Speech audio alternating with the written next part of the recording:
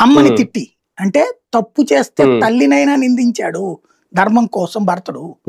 అదే సందర్భంలో ధర్మాన్ని కాపాడటం కోసం అన్న చెప్పులు స్టేజీ మీద అక్కడ వేదిక మీద పెట్టి తను పరిపాలన చేశాడు. ఆన్ బిహాఫ్ ఆఫ్ రాముడు భరతుడు చేసిన పరిపాలన.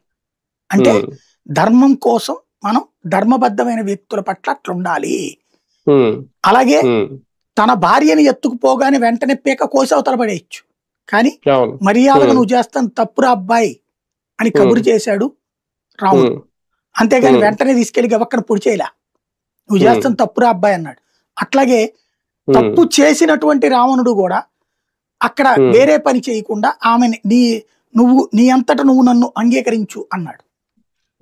తద్వారా మహిళ పట్ల నువ్వు ఆకర్షితుడు అయినా సరే ఆ అత్యాచార యత్నం చెయ్యొద్దు అని చెప్పే సంకేతం అక్కడ వస్తుంది. అదే సందర్భంలో ఆ మహిళ మీద మోజుతో ప్రాణాలే కోల్పోతాడు అనడానికి సాక్ష్యం రావణుడు. అతను బ్రాహ్మణుడు. బ్రాహ్మణుడైన రావణుడు తప్పు చేస్తే క్షత్రుడైన రాముడు శిక్షించాడు. ఇక్కడ కుల వివక్ష కూడా లేదు. సహకరించిన కులాలు గిరిజనులు, దళిత బడుగు బలహీన వర్గాలు. అంటే మన చరిత్ర, మన పౌరాణికం ప్రతి దాంట్లో నీతి బోలెడంత ఉంది. మనం ఆలోచించాల్సి